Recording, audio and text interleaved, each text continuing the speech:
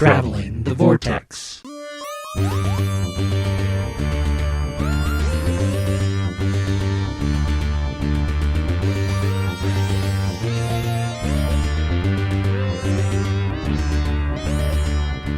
We've joined the Masters as they travel the Vortex and arrive at episode 521.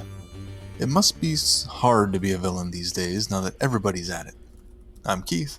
I'm Sean. I'm Glenn. How's it going, guys? Good. How are you? Have you got all are you moved in yet, or are you guys still closing? We are waiting to close. We should be closing on Friday. Friday. I knew it was coming up, but I couldn't remember when you said. Yeah, it actually got moved up a couple days just because we could. But we're going to do some stuff around the house first before we move in, like replace ceiling fans, do some painting, peel some wallpaper, and then take our time kind of moving and setting things up so that once we're living in there, we're just already set up and ready to go. Well, that's good. Because we have that luxury. And yeah. My kids really like living with Peepaw and Grandma, so... Well, did you guys watch anything this week? Wait a minute. Before we go there, has everybody seen a certain Marvel film? I did not get a chance to go see it. With Mother's Day weekend, it was a little busy. Oh, come on. We all got moms and wives. Just couldn't squeeze it in. All right. We'll hold off. That's what we wound up doing for Mother's Day. We'll hold off on our review. Actually, you guys can talk about it in non-spoiler terms. Here's the thing, which is what we would have done anyways. Mother's Day weekend was going to get in the way for us as well. So, what happened was Caitlin was coming down. She came down on Saturday. She wasn't able to come back on Friday because she had something at school. And Holly had gotten us tickets for the Helen Hawker show. Gentleman's Guide to Love and Murder, which, by the way, was a great show. Thoroughly enjoyed it. If you ever get a chance to see it, it's really good. It's really fun and really funny. And the main leads in that were so talented. They were so good. But she got tickets for that, but she got tickets for 2 separate nights because Mason was going to Worlds of Fun on Saturday with his school class. So Holly and Mason went to see the show on Friday. And then when Caitlin got back on Saturday, her and I went and saw the show Saturday night. So we were leaving it to chance that we were going to be able to pick up Doctor Strange on Sunday. And Caitlin I think it was Thursday, realized that she had to be back for a recital. Not hers, but one of the senior recitals, because she's a music education major, and so they're required to go to all of the senior recitals as part of their class or part of their course. And so she was going to have to be back. So we were thinking, there's a good chance that it'll just be Mason and I and maybe Holly on Sunday. And so I got to looking at I started seeing people going, wow, yay, it was good. And I was like, oh no. So Thursday night, I got to looking on my app at B&B, and I went, Mason, there is a 10:30 show. And he said, well, let's go. And so I said, okay. So I bought tickets because I thought, okay, well, I'll buy tickets.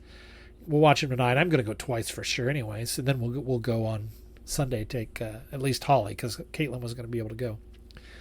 And then we went, we saw it, and then Holly decided, well, why don't we just wait until next weekend when Caitlin's back for good for the summer, and then all of us could go then. So Holly hasn't seen it yet. She said she could wait another week because she's not as, geeky and into it as we are. She is enjoying them, and she's seen everything. But so I got to see it, and I got to see it opening night. And I was glad because, oh my gosh, I don't know how you're avoiding spoilers, Keith. Avoiding social media like I always do. I guess. I mean, everywhere. Now, granted, I'm not avoiding it actively, so maybe I'm just seeing twice as much as I would if I was avoiding it, but it's everywhere. You have to be extremely careful right now because I'm seeing spoilers like in the titles of YouTube videos. Yeah, well, it's not even just that. I was seeing it YouTube videos on Thursday and Friday. or Friday, I guess Friday and Saturday, because I didn't get on YouTube at all on Thursday, knowing that might happen. But then Friday, I was seeing articles from news places that had thumbnails and spoilers in their title, and I thought, wow, you didn't even wait 24 hours before you started spoiling this thing. We're planning on going on Sunday, so hopefully I can keep avoiding spoilers until then. We may run into you, although I think we may end up going Saturday afternoon now that I think about it. I thoroughly enjoyed it. I will warn you, it leans into the horror a bit. It's very much, I don't know, I would say the last third of it is really kind of very much Evil Dead. But in a good way, don't get me wrong. And I thoroughly enjoyed it. There were 2 surprises that I was aware of because of trailers. And there was 2 surprises that I was aware of one of those. Yeah, I'm sure you are too. And there were 2 surprises that I was totally caught off guard on. So that was a pleasant surprise. It does have its issues, but I will save those for when we all talk about it more in depth and spoilery. I don't think I'd want to spoil it for anybody this week anyway until next week, until more people have gotten a chance to see it anyway. But I really liked it. It was. I'm glad Raimi did it because it feels like a Raimi film, but it also doesn't take it out of the Marvel Universe feel. So it still feels like a Marvel film, but it feels like a different film because it's got so much of Raimi's touch on it. And in fact, it feels kind of unpolished, unlike a lot of the Marvel films. It has an unpolished feel, but in a good way. Not that it's sloppy, but it's just there's some edge to it that you don't normally see in a Marvel film, and it's almost kind of a refreshing step back and go, oh wow, we can do different things with, and I think they've done different things with Marvel films, but this one really is a great is really good evidence for being able to really do something different. Part of that, I think, is the horror undertones or overtones, depending on how. Well, I think it's over. I think it's overtones. Because tonally, it's a very different feel. For a Marvel movie. And that's very much laid at the feet of Raimi because of how he's put it together. We both enjoyed it. I enjoyed it more than Mel did. And I did not enjoy it as much as the first one. But I really liked Doctor Strange. We rewatched it. We did a rewatch of all the Doctor Strange appearances leading up to this one, and I've decided that the first Doctor Strange is probably one of my favorite Marvels. I just really enjoyed that outing for whatever reasons. So I don't think I enjoyed it as much as that one. Huh. And as Glenn said, there's a couple of hither and yons that could be nitpicked, but overall it's an enjoyable movie. You guys see anything else? Watch anything else? We've been on another Stranger Things marathon, catching up before the new season drops later this month. Well, Mel and I also got out and finally rewatched Everything Everywhere All at Once. Oh my God. Let me tell you, if you are going to go out to the theaters and see a story about the multiverse, go see this. Don't bother with Doctor Strange. Go see this one. It is amazing. It is so incredible and funny and awesome and well done. And I could gush for hours about how good this movie is. I won't, but I could because it's that good. Wow. Yeah. Everything. I believe the hype. Everything. Yeah. I've to say, I've heard nothing but good things. I haven't heard any negatives about that film whatsoever. Yeah, I think I have either. Everything you've heard is spot on. It is just amazing. And it's one of those movies that it's one of those rare few that, like, as soon as it was over, and don't get me wrong, it's dense. It's one of those you kind of almost, you don't go when you're tired because you really have to pay attention to it. But as soon as it was over, I was ready to turn around and watch it again. Wow. I mean, it's got that kind of impact to it. But it's beautiful and heartwarming, and it's not just Michelle Yeoh kicks everybody in the multiverse's butt, even though that's a large chunk of it. And it's full of this oddball humor. And James Wong, who just got his star on the Hollywood Walk of Fame, is in it, and he's amazing. And Jamie Lee Curtis is in it, and she's amazing. It just on down the line, everybody in it was golden. And it's got this great family drama at the core of it. I could go on and on and on about this one. We also saw The Lost City with Sandra Bullock and Channing Tatum. Oh, yeah. Which is a very cute kind of update of Romancing the Stone. Because she plays a romance novelist, and he is her Fabio-like cover model. And she gets kidnapped, and he has to go rescue her. The problem is he is pretty much the literal definition of a himbo who doesn't have two brain cells to rub together. And she's kind of carrying him and the movie and all of the situations that they get into. But it was cute. If you're looking for a light romantic action comedy, it was a cute one. So nice. Vastly different ends of the scale there between those two. But I read a couple of books. The here, first one here I comes read the literary guy going to make us all look bad with what he did. They're young adult novels. Miss Peregrine's Home for Peculiar Children. How is that? Have you seen the movie? How does it? I have not seen the movie, but the book is really good. Way better than I thought it would be. It literally takes probably a third of the book even to meet any of the peculiar children, but I was so engrossed by the story they were telling leading up to that I didn't mind, and I would have been okay had it been a situation where there actually weren't any peculiar children.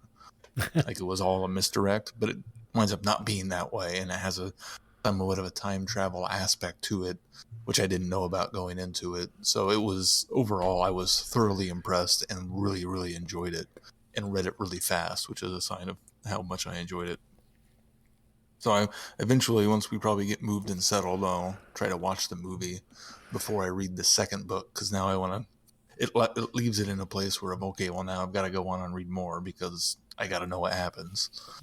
I was going I was going to read the book, and then I saw the film, and I didn't like the film. So I not that I didn't think that the book would be good, because I've heard a lot of people rave about the book, but I saw the film and it kind of almost turned me off of it for a while. And I thought, well, I'll go read it sometime. But I kind of, the excitement of reading it kind of went away. So I just hadn't revisited it yet. So based on let me watch the movie and I'll tell you if it's in line with the book or if they really butchered it. Based on your recommendation, I think I'll go back, because I'm still a little intrigued to find out what the differences are. But I enjoyed the movie.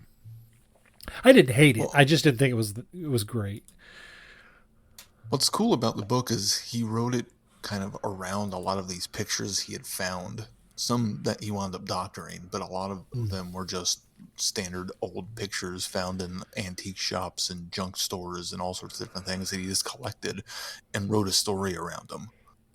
So it's a really cool kind of original concept that the movie probably doesn't do to justice because of that aspect of it.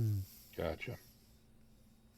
But it's got overall a good plot too, so it's not just a gimmick of I'm going to write a story around these pictures. He put a thoughtful plot into it that has a lot more depth than I also thought it would. So cool. I also read Star Wars Queen's Hope, the latest Padme book. And unfortunately, it is not as good as the first two. Oh. I don't know. I don't know if it's because of where they placed the story. It just feels like it was unnecessary and kind of it ties up a little bit of the Sabe, or however you say her name, Keira Knightley's character's plot, but I felt like it had been resolved fairly well at the end of the second book. So some of this is, exploring how Padme feels about the new marriage to Anakin, and it's kind of what you'd expect how she'd feel about it. So it's not like anything revelatory or anything super surprising or anything that really sheds light on something I didn't feel like I knew about. I mean, there is some kind of cool stuff and some cool political maneuverings, but for the most part, it was kind of a run-of-the-mill, not very exciting action story with a little bit of politics mixed in. So kind of a disappointing end to the trilogy. Hello, fellow time travelers, and welcome to the Doctor Who Target Book Club podcast, the only podcast to discuss, in story order, all the Doctor Who novelizations. My name is Tony Whitt, and every 2 weeks or so, I'm joined by a 2 to 3 person discussion panel, including our so-called expert who's been a Who fan since 1979. That would be me. We also get the views of intermediate, casual, and novice fans who either have never seen the show or who have never read these books until these podcasts, including Dalton Hughes. and Alison Fitz-Seyfried. you can find us on iTunes, Stitcher, Spotify, or wherever you find good podcasts, or even ones like ours. You're listening to Traveling the Vortex, a Direction Point podcast. All right. Well, let's move on to. We've got some news this week that we can react to. News? What news? There's no news. No news. Probably the biggest news that's come out for a while. I was kind of surprised because, Sean, you posted a photo that had a TARDIS and it had May 14th. And I thought, oh, that's when they're going to announce the Doctor then, apparently, presumably. And I was torn by that because I thought, well, that's kind of early. Why would you do that? Why wouldn't you do that closer to the centenarian? And then I thought, well, maybe it's better to do it now and get all of the dialogue and discussion out early so that then we can kind of set it aside and enjoy the centenarian. And then I thought, well, I still don't know what I think about. And by that time, it dropped. And then I thought, well, I caught totally off guard because you had implied that it was going to be on the 14th. I don't know what BBC's marketing plan is at this point. I just well, I guess we'll have to wait for the 14th. Maybe there's a bigger announcement on the 14th. So I'd like to offer up be the first on our team to offer up our hearty congratulations to James Corden.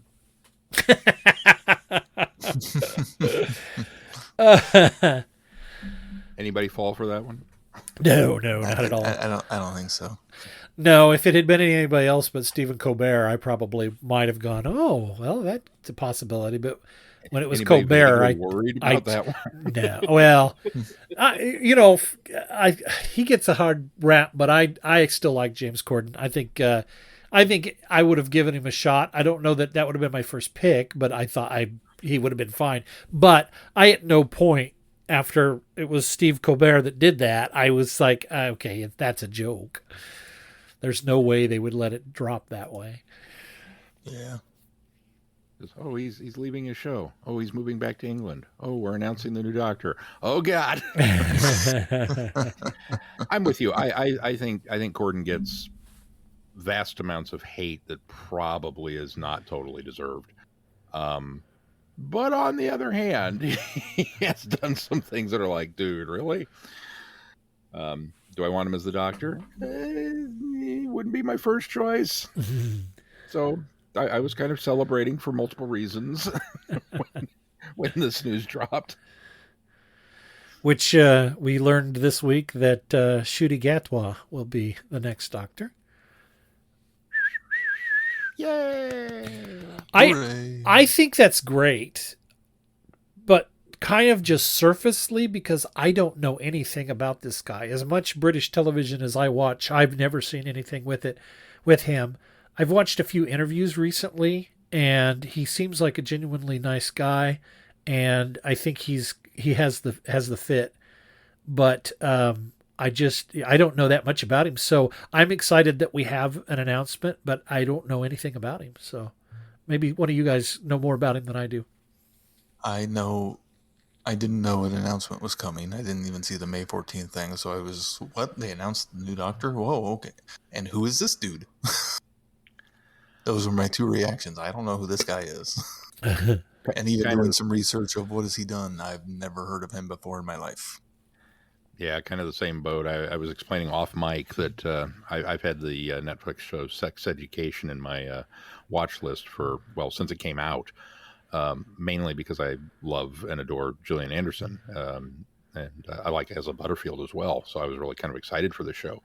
I just hadn't gotten around to watching it yet, and then finding out that he's in this. Oh, okay. Well, now it's moved up a little bit higher on my to watch list. That doesn't mean I'll get to watch it before anything who happens.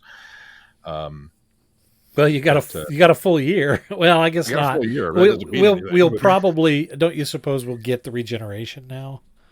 We'll see it. Probably. I'm assuming that we'll get it in the centennial.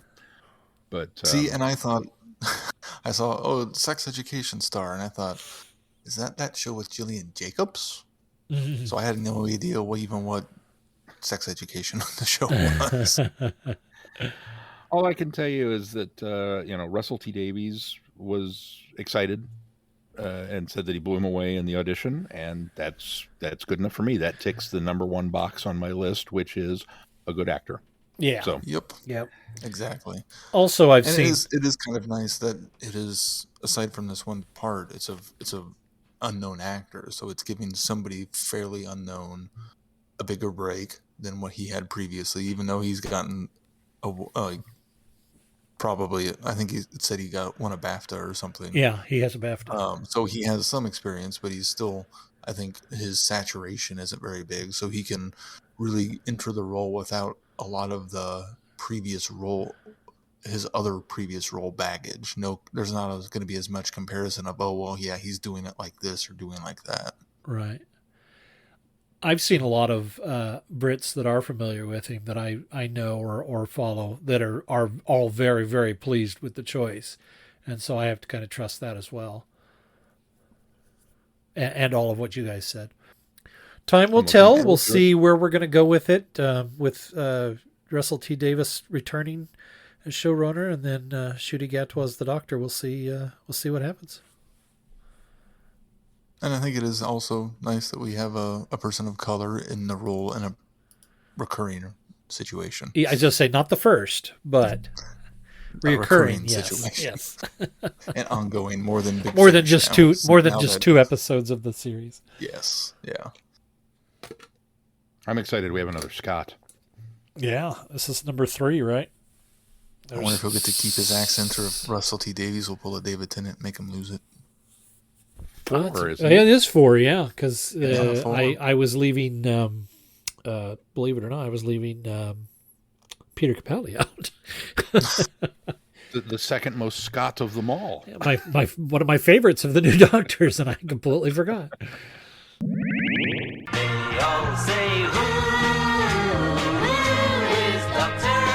Do you collect Doctor Who?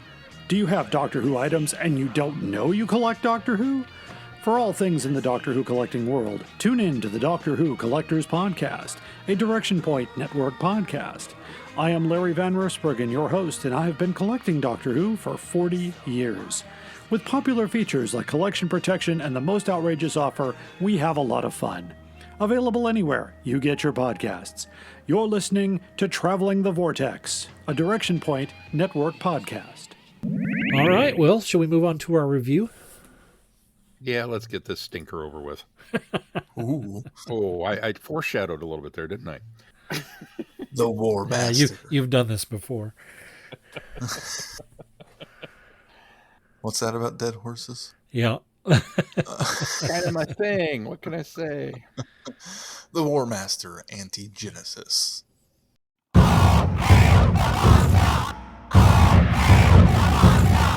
Coming soon from Big Finish Productions, The War Master Anti-Genesis. Hear me, my brothers and sisters. Hear me. This is a final plea to you all. Death is eating my soul. My journey is at an end, so please, I beg of you from the bottom of my heart, please grant me a final resting place with full Time Lord honors. I repent my sins. I am broken. Have pity on me. Have pity on the Master. Big Finish. We love stories. well, Narvin. What happened? Madam President, I am satisfied. I have witnessed the Master's final and utter destruction. I want Somebody somebody. else start us. I want somebody else to go first because I think I'm maybe in the same boat as Sean. Oh, no. I think. Well, here's the thing. This should be. You and I should be all about this box set. This right? This is just screams. Everything that should be right with us, but it starts out, I think, very strong, and I even think the first two stories, as you kind of alluded to, are good. Especially I think second one. it gets chaotic in the third one, and I'm still not sure I know what happened. And then the fourth one just sort of feels like it fizzles out. But that being said, my first problem with this was anti-Genesis codes. That's a little too on the nose. Because Genesis of the Daleks is a terrific title because it says everything you need to know about the story. This is the genesis of the Daleks. This is their beginning. This is how they came to be. Anti-Genesis is okay for a title for this because it's like, oh, hey, guess what? We're changing this. We're putting it on its head. But then to incorporate that into the story and actually call these codes the anti-Genesis codes, that put me off because I thought you're just, and that is a Nicholas Briggs thing. He sort of does that. He does a little like meta references every once in a while and stuff. And sometimes I think they work, but I think there's more times than not we've called him out and said, you're getting a little too fan service there. But and this thing reeks. For a title, not as a. Yeah, exactly. This thing reeks of fan service, and I'm okay with a lot of it because there is a lot of great stuff and things that I love, and me going yay, kind of things as things happened in the first part.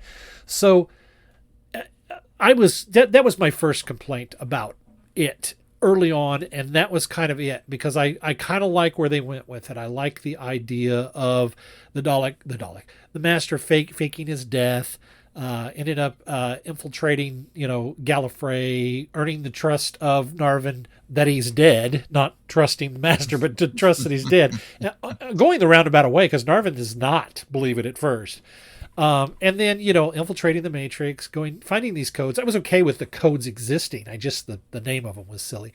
All of that was just great. And then putting that plan in place where he's going to go back and of course I'm just brushing everything over, but he's going to go back and he's going to infiltrate the Daleks and he's going to knock off Davros so that he can be the creator of the Daleks. All that was great. I was having a grand time. It was a fun ride. Jacoby was doing there. I did it. You guys got me doing it. Derek Jacoby was doing a fantastic job. I absolutely love his Master. Everything's good. Narvin, even the little sniveling guy that was the Master's the right hand man. I can't remember what his name was. That person was great. What was it? Crassless. That guy was great. I loved him as well. So everything was good. It's just when. And then we have this. Episode 3 is the problem. So the thing is, we have this. What I felt like was going to be the pentacle of what I felt was going to be the greatest story I'd listened to, is when we're reintroduced to Mark Gaddis's Unbound Doctor. When they were setting this up with him. And I sort of knew where they were probably going to go with this. I was excited. I was ecstatic. I thought, oh my gosh, not only have we got this really terrific, fun, fan servicey story, now we've got to bring in a Master from another universe in order to really ramp things up and just really. And then it goes on some weird, chaotic quest that I still honestly have no idea what was happening. There was a lot of wiggly wobbly, timey-wimey stuff going on. Here's the problem with the third episode is none of it matters. Exactly. Absolutely, yeah, you're absolutely right. It's because filler. They go on this quest to find this shockwave progenitor, which is a very Dalek name. Which I was okay with that. that name. And they fail over and over and over Yeah. again. And it's just a process of elimination. Oh, it's not Narvin. Oh, it's not Livia. Oh, it's not the Master. They could have skipped all of that, and they could have shown up and been like, we've been trying to do this, or we've just know this is the cause. They didn't need this roundabout way to get there. The only saving grace of it is hearing Mark Gatiss' Master, because he was such a delight. Yes, Dan. absolutely. Absolutely.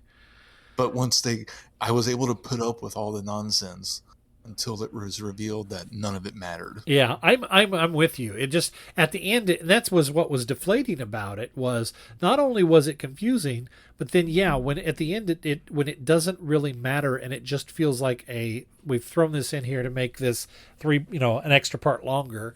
We need to fill our 4-part quota. Yeah, I was the same way. I was let down by that.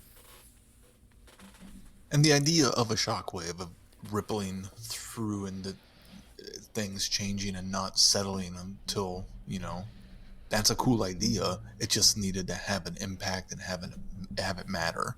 Yeah. Or explored in a different way.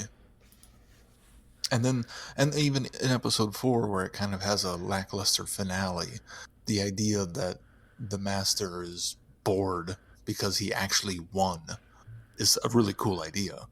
Yeah. It's just on the heels of that, it's like, well, we just went through all of this other stuff, and now it took the wind out of the sails once you realize that going into part 4. Because part 4, I didn't really have any problems with as it in and of itself. Well, and had it been like part 3 and moved up and a 3-part story, I think this entire thing probably would have been a much better box set. Well, that's just it. We start story 3, maybe this is what you meant, but we start story 3 with a Master who everything is gone and he's basically got everything that he wants. And of course, the tables are then again turned on him because his servants end up, killing betraying him and killing each other so that he has nothing left, and then he has to wait and wait and wait. And I thought that was an intriguing idea as well. This is a Master that's not only has everything that he ever wanted, but now it's been taken away from him, and he's just got to sit there and wait until, well, for eternity, presumably, but he does, he is quote unquote rescued from his dimension or his universe. Then here's the other thing, though, that I have a problem, and it's a little bit noticeable, and I can't quite put my finger on why, but it's a little noticeable in the first 2 stories. And this is not to undermine Jacoby's performance, because I think he's just right on track and on the nose the whole time. But I think there's something in the writing, because there's something about the Master that feels a bit naive, and it's like he shouldn't feel as naive as he becomes, especially in the last 2 stories. It's almost as though his ego becomes so inflated that he can't see the forest for the trees. And I think that the Master can get that way short term, but I can't see him staying that, especially the War Master, as crafty as he has been. I can't see him being so naive once he has achieved this goal. I can't see it. It just seems to digress into, okay, I'm starting to not believe that this is the War Master anymore. Does that make sense? And even down more in my opinion of the lack of belief that he can fundamentally change the Daleks enough that they won't turn on him. Yeah. I can fully believe that he would win and then not know what to do with himself because he won. Right. I can fully believe that naivety, because the villain never thinks of that. I mean, they want to conquer the universe, and then what's left after you've conquered everything? Well, right. Nobody thinks about what that is going to be like. But the naivety of the Daleks turning on him, because they did it to Davros. Yeah, So he's never going to do it to him. I mean, he should know that, and the fact that he doesn't recognize that, is I think a flaw in the writing. And that's probably what it is, because I as the listener know that the Daleks, because we know Genesis of the Daleks, because we know all of the history that Davros has had with the Daleks, we know that happens, and so why is it going to be any different with the Master, and why does the Master think it's going to be any different, especially since he orchestrates his plan and basically takes his plan for the Daleks right out of Davros's playbook. So he should have known exactly if he was going to recreate or be the creator of the Daleks and rewrite history. He should have done things differently. He should have put fail safes in place so that they didn't have a chance to rebel against him. Sean, you've been awful quiet. You guys are hitting every single complaint that I have with this. It's a great idea. It is a brilliant concept. And like you, I thought anti-Genesis, and I didn't quite get it until we got into the second part even. And realized we were on Skaro. And, my nephew Darver. And then I went, okay, I see where you're going with this. Then it was clever. The anti-Genesis codes, of all of the MacGuffins in all of Doctor Who, this is legitimately one of the dumbest. I'm sorry, but it just... Okay, so am I to understand that these codes are specifically for the Genesis of the Daleks? Or are they just more powerful codes that you could use for anything to get wherever you needed to go? I think that's what it is. I think that's what why they. That's why it doesn't make sense for it to be called anti-Genesis codes. Yeah, well, that's why they that's where they're trying to imply.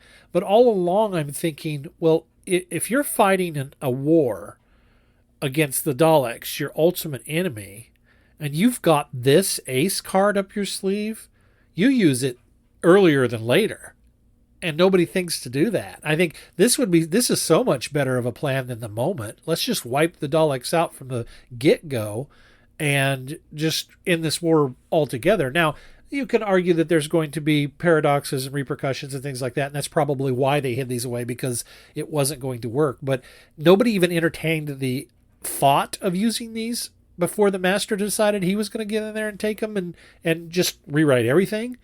That didn't set well with me. Mine, honestly, a larger problem that I kind of have with this, and one of the reasons I think in the back of my head, when I used to say I don't want to know anything about the Time War, I'm happy with it just being a thing that I don't know anything about.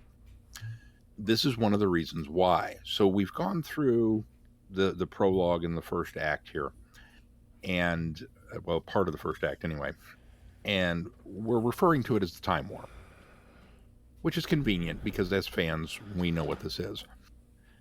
But within the confines of the war, I don't think they'd call it that, at least not at this stage. Because this is the first moment where we're talking about going back and fiddling with time. And we've got all these, as Narvin says, unspoken rules about it, which is dumb. Because the Daleks don't adhere to any set rules. I mean, come on. There's an unspoken one least of all. I mean, that's like saying, we signed a treaty. We're not going to... Yeah, right. So we've got these unspoken rules that we're not going to meddle with time. So let me get this straight. You've got these two gigantic time-traveling species that are having this massive war, but you ain't going to time travel. Sure. But we're going to call it a time war, even though there's no time travel allowed. Okay. Well, I don't think that's not what they're saying is the unwritten rule. They're still time travel, and there's still time weapons being deployed, which is why they're calling it the Time War. It's going back and rewriting the history of a race is what's unwritten. But that's just it. We open with the I can't think of her name, but the commander wanting to fire a time torpedo. Great naming convention, by the way. So that she can undo the course of that battle. And they come down on her like a ton of bricks and say it's forbidden. Lemarius? So obviously, thank you. So obviously those temporal weapons are not being used at this stage, at least not in that fashion. So and this is just one of those little things. It's a niggle, I know. But my brain is going, this is the equivalent of saying we're in the middle of World War II while we're still fighting World War II before it would have been classified World War II. You know what I mean? It just, Yeah. it's a contrivance, and I get it. I understand why you had to do it the way you did it, but it just doesn't work for me. And I always felt like the Time War was not ever really initially named by the Daleks or the Gallifreyans. To me, I felt the Time War was named by those systems that were being affected by it. Those races and species and stuff that were casualties of this, unwitting participants in it. They're the ones that were calling it the Time War. Bingo. So that's the first problem. And then the second problem is, okay, so like Glenn said, you've got this, and we've already established, per Genesis of the Daleks, the Time Lords are not above this kind of action. Right, exactly. Which is funny that why do you have these unspoken rules. Which is funny that you're taking this story and you're writing it around the other story. So you're calling attention to the fact that the Time Lords tried to wipe out the Daleks one time already, and they have these codes and they're not doing it themselves. They're going to have the Doctor do their dirty work, but they're going to hide these codes off and not do anything with them. Sorry, go ahead. Yeah, it just the whole house of cards kind of goes, and it falls apart because it's a contrivance to the plot, and that is the number one repeated sin that this story does. Yeah, you mentioned the Master and how naive he is. He's not, but the story needed him to be. Right. So we're going to make him naive. And we see that throughout this four-parter, that whenever something comes up that, well, we can't really do it that way, we need to do it this way for the sake of the plot, well, we're just going to dumb that character down, or we're going to make this happen because, or we're going to do that just so we can keep... It's like, guys, that you cannot sacrifice character for plot. That's right. Not how this works. You can get away with Especially something with these characters. Well, you can get away with something definitely like that in the first set, the first introduction of the War Master. You get away with that. You can even get away with it up until the second box set that you release. Yeah. But when you're doing this by your fourth or fifth box set, then you haven't done your research. You haven't looked back at what you've already established. Yeah. Once you've got this character fully grown. And now, admittedly, there's a little timey-wimey going on because we're listening to these slightly out of order. Even still, this is box set. This is box set number 4. But even still, this is box set number 4 within the confines of what they did. And I don't know how much plotted scripting was going on at Big Finish ahead of time. Based on where I'm at on the next bit of homework, it seems like there was quite a bit. Because listening to a story that was released previous to this by a fair amount, this story is referenced. Yeah. Well, so it's okay. You're absolutely right, because that, in fact, that is why we're doing it this way, because a lot of the stuff that takes place in the box set Gallifrey Time War that's referred back to, this was an intention to go back and fill a lot of that in. And it's my understanding that this isn't the only reference that we're going to get in the coming episodes, and that's why the coming stuff that we're going to listen to. So yeah, you're right. They certainly had an idea. That makes it even more unforgivable. Yeah, because you should have had the roadmap out. You can't do that just because it's a cool idea. Right. You've got to bend the idea to fit the character at this point. And they didn't do it throughout this story, and it was so infuriating. So there was that. Honestly, the whole we're going to go on this quest to get these codes through the Matrix, most of that I could have done without. That could have easily gotten them. Yeah, there was don't get me wrong, the heist bit with the Master faking his death and everything, okay, that was cool, that was all great, but then getting into the Matrix and living out a 1,000 years of lifetimes. Yeah. Okay. Yeah, I liked it. Didn't need it. I liked it. And he'd only been gone 3 minutes. I thought that was kind of cool too. I actually liked that. It was sort of, and I think maybe I liked it because it was early on, and so it's you're just getting your feet wet on a story, and it almost feels like they're kind of taking us into it slowly, because we don't get a lot of Master there until, most of the way through it, when it's revealed that he's disguised as what was it, Kraslus? Yeah. So Igor. I liked that. It was kind of cool. I don't know that I didn't know that was the Master, but I wasn't fooled by the plot or by the plan. But I enjoyed that. I didn't have a problem with that. So yeah, I like the fact that it kind of took its time getting to the kind of the meat of him taking over, creating the Daleks. It was kind of a nice build up going to that, kind of taking its time. I had no issues with the first part, really. I also found myself kind of confused over, and again, maybe this is one of those things that will be explained, but Narvin is acting coordinator of the CIA. Yeah, what happened to Romana? Because she's not president and she's not CIA at the moment, so she's out of the picture. I don't know. I'm assuming, once again, that this will be explained at some point later. The other thing, that the bigger picture that this still kind of bothers me with, is I feel like we're missing a fairly vital segment of when the Master flipped. Because while I agree with you guys from our discussion last time that the Master is always working for his own best interests, the early stories, specifically in the prologue, it still felt like while he was working in his own best interests, he was still working in his own best interests that would also benefit Gallifrey. He was quote-unquote fighting the war. Right. Yes. The last couple of stories have been flat out, screw you guys, I'm doing my own thing. And I don't care I don't give a fig about anything. And this is going to be how it's going to go. And I would like to have known what the inciting incident was that caused that flip.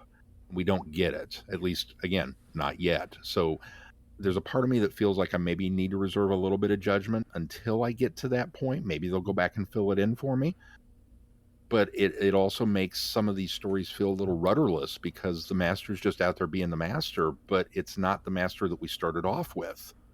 So there's, which, in considering the Gallifrey Time Warp box that we started with, where we ended it was, we got to go get the Master. He's the only one who could do this. Mm-hmm. And at this point in the Master's timeline, I don't see why he would even agree to go help them.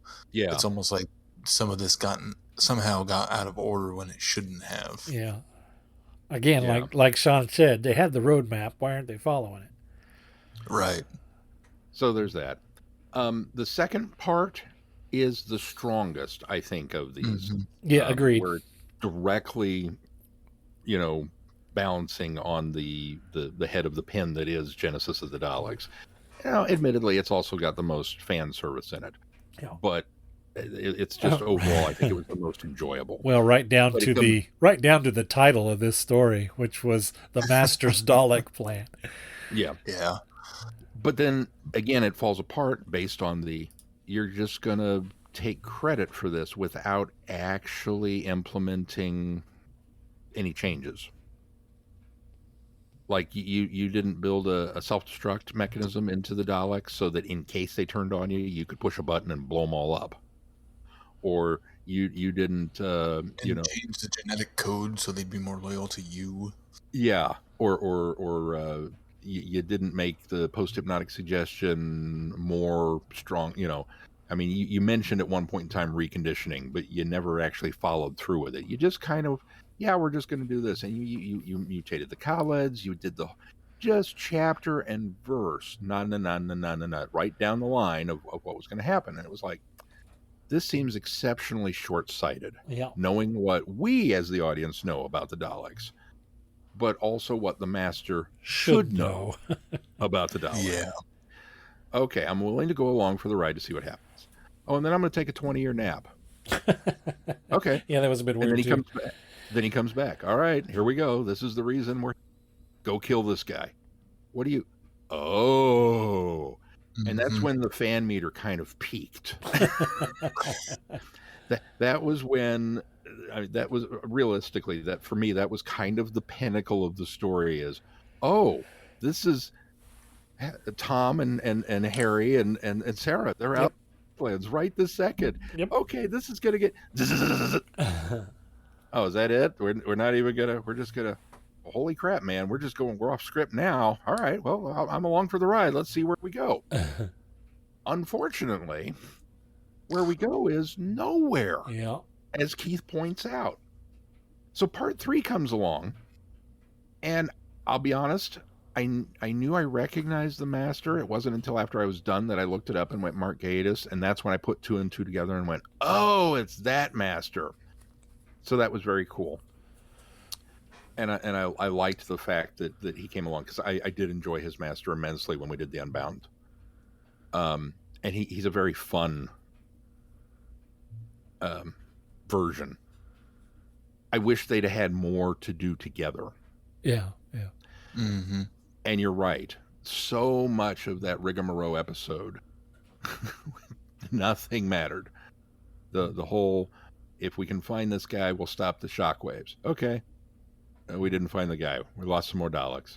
We still didn't find the person. We lost some more Daleks. And we do it again. We lost some more Daleks. And it just got to the point where I don't care anymore. And they obviously you're not that fun. Yeah, and they obviously skipped over some of it because they referenced, well, we tried to kill the master and that didn't do it. When was that one? That's the heist I want to see. I don't care about Narvin. That would have been far more interesting than going to Backwardsville Gallifrey, where we're living in. And because the whole time I was screaming, it's the master. He's the shockwave progenitor. How is this not obvious? Now, of course, that winds up not being the case, but it's still, how is that not your first step, and why did we not see that? Yeah. Because they said we even tried to kill the master. When? Include that part. So, all of the momentum, all of the epic and the fan and the yay, just, you said it best, Keith, the wind gets sucked out of those sails. Just, whew, and we are a sailing ship stuck in this quagmire of still seas because we are going nowhere and nothing happens. And as charming and interesting as Mark Gatiss's master is, it wasn't enough to lift us out of the doldrums. There was just nothing happening. So finally we get to part 4, and I'm hopeful, because what should have been the penultimate is like, maybe this will fix it. And it doesn't. Because we set this whole thing up with this brilliant idea. What if the master wins? That is such a great concept. Mm-hmm. That is such an ingenious idea. What if he wins? He's got the armies to back him up. He's conquered the universe. He's destroyed everything. He's killed everyone. He wins. Now what? And yet at no point in time did we get the line, when Alexander saw the breadth of his domain, he wept, for there were no more worlds to conquer. That's the perfect place to use it, and we never got it. Yeah. And what the master needs is to gloat. He needs to be able to lord this over somebody, and he doesn't have anybody. He's got the Daleks, which they don't care. They don't even understand, why do you want us to go pick up these survivors from this podunk Gallifrey planet? It's not strategically important. We beat them. It's, there's nobody here. And he's desperate for somebody. And then they show up, and it's unsatisfying. This whole thing should have been a very nuanced, detailed character study of the master. Ding. And why his brain works the way it works in allowing him to play off somebody. Yep. Whether it was the Doctor or the other master. Well, that's had been through this, right? That's got it. And I thought that was exactly why the third story was set up the way that it was, because this is a master that has been in this situation and achieved this ultimate thing, and then it's almost like, because Briggs wrote the first one and the third one, and I'm sure he plotted the course of this entire box set, but it escapes me who wrote the other Alan Barnes wrote Thank you. 2 and 3. Alan Barnes wrote 2 and 3, and it's almost like Barnes, as chaotic as his story was, sort of had an idea of where he could get a foreshadowing to the 4th story, but apparently Briggs didn't bite. Yeah, it just the whole thing hinges on the master. I hesitate to use the word learning a lesson, but yeah, that's kind of what this story needed to do. Well, he needed that after school special moment. To be fair, it still tries to do that, but it goes about it the wrong way. Yeah. So instead of getting this very detailed, nuanced, wonderful character moment, we get a clunky, the Daleks turned on him. Big surprise. And then there's kind of an escape and a crash, and he doesn't really make it out, and then a cliffhanger ending in the end.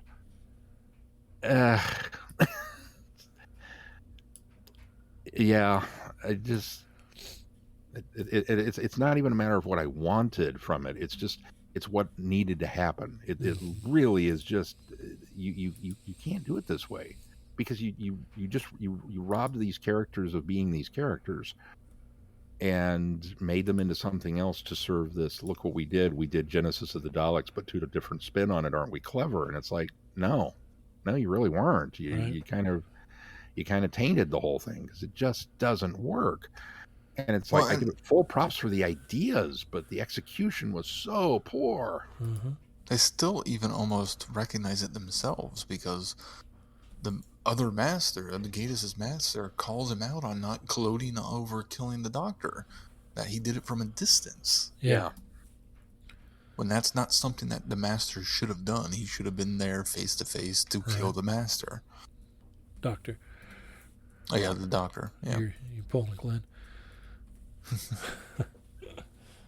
It's just so frustrating, and to come on the heels of these other ones especially was just like and like I said, I'm trying to find positives. The performances were great. Jacoby, as usual, was great. Gatiss was great. Every time Jacoby cackles, it just makes me laugh. I agree. Yeah. I really like His that. evil cackle just makes me laugh. I like that so much. He's so good at it. I will say I'm starting to wear a little thin on his oh, poor little me routine. But it's just because we're hearing it so frequently in a row. At this point, and people keep falling for it, and I'm just like, oh, here we go again. Like, oh dear, is that, and he's just this befuddled old man, and they keep falling for it. I'm like, yeah, cut to the chase, hurry up, kill somebody.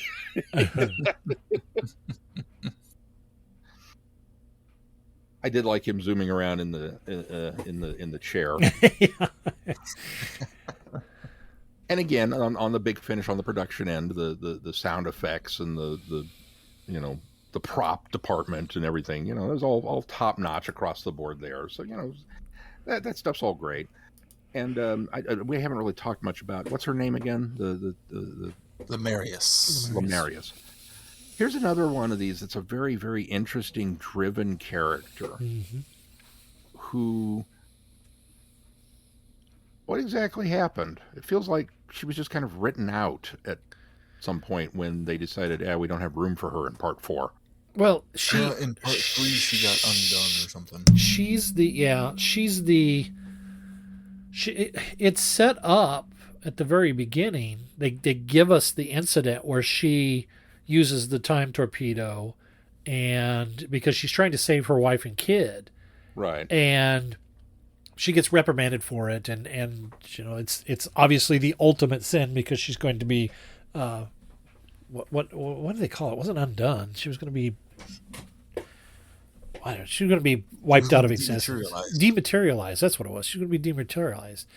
And so they set that up, and then they got away from it. And I almost had forgotten about it, because then when they come back to her and it's like they felt like the story needed a renegade to go up against a renegade in the Master, but we were trying to manufacture that renegade rather than drawing from something that I think fans might have been more familiar with. Had they procured the Ronnie or just anybody else, the monk or somebody else, that I think that but it felt like they were trying to manufacture that character. At least that's where it feels like they're going. But then things get so out of hand in the third story that, then she just becomes almost an afterthought later.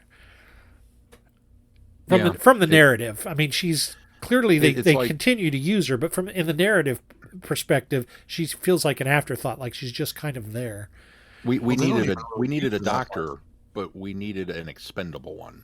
Yeah, there you go. Because they went back at some point in the part 3 to before they sent her off and stop her from going and killing her, essentially. Right. So it undoes a lot of part 2 also in part 3.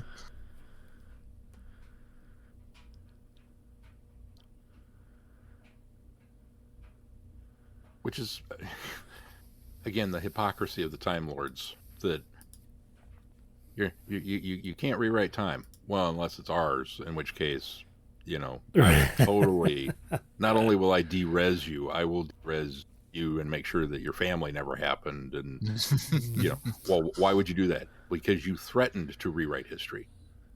What? Yeah. What sense does this make? Right. Makes about as much sense as American politics right now. That's what sense it makes. None. I really appreciated in part 2 when the Masters, they give the context of trying to give us a retcon as to why they named the Khaleds, and the Daleks, and the one guy calls them out of, well, that's not actually backwards. Oh, it's the Master that points it out. No, somebody points it out to the Master, and he's like, never mind that. Oh, you're right. Yeah, because he tries to brush it off. That's right. He's totally like, get it? And the guy's like, well, because he uses Davros's name backwards, and it is actually backwards. Yeah, but the fact that they call out the fact of Dalek isn't actually Khaled backwards. Right. And so for the first time in my fan-related history with Doctor Who, I'm listening to this in the car. I just pulled into the garage. I get to that moment, and I stop, and I'm spelling it out. Wait a minute. You didn't know that? And I went, holy crap! It is not Khaled. That was a meta comment in that story, because that's been a joke in fandom for years that it's Dalek backwards, except for it's backwards and rearranged slightly. And that's always you always add that on. Anagram. Yeah. And so that's been a joke in fandom. I'm surprised. I feel like you've missed it. Fake fan. Fake fan. Oh, I'm a fake fan. Just kidding. Bad fan. Yeah. No, I just always took it at face value without actually looking at the letters. But then again, you have to remember that in my Midwestern accent, I always pronounced it Darlac as well. So that's true. You put an R in there. I was adding letters anyway. So yeah, no, my mind was quite blown by that. Huh. All right, well, what do we got coming up on the schedule, Sean? Oh, I probably should pull up the schedule. Well, more War Master, right? Yep. More War Master. This is the funny week, isn't it? We're doing the very first one, and then the last 2 of the Gallifrey, the first Gallifrey box set, the final 2 stories of it. That's what's next on the schedule. Hang on a second. Let me get to the thing here. Should have done this earlier. I forgot.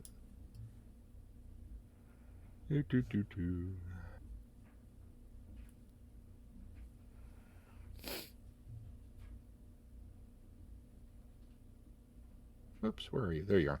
Okay, so coming up next, we have, believe it or not, More Time War. We're going to go all the way back to the beginning. It's a monstrosity with the War Master 1.1. which is the first story from the first box set, Only the Good, Beneath the Viscoid. And then we're going to do the last 2 stories in the first Gallifrey box set, which will be The Devil You Know and Desperate Measures from Gallifrey Time War. And then following that, we go right into Gallifrey Time War 2 and all 4 stories with that. And then the War Master 6, all 4 stories of Killing Time. So much, much more as we navigate these choppy waters of the Time War. Well, be sure to check out our website, travelingvortex.com, for updates on the podcast. If you get any value out of this podcast, why not consider putting some value back into it? You can do that by clicking on a Patreon link on our website. Consider supporting us. Also, be sure to give us a 5-star review wherever you subscribe to this podcast, and make sure you join in the conversation on our listeners forum on Facebook. Anything else we need to cover before we close this one? If not, until next time, I'm Glenn. I'm Sean. I'm Keith. Cheers. Good night, everybody. Be seeing you. Thanks for listening. No, thank you. You have been listening to Traveling the Vortex. Doctor Who and all of its associated programs are owned and trademarked by the BBC. No infringement is intended or implied. Direction point! Direction point! A Doctor Who podcast network.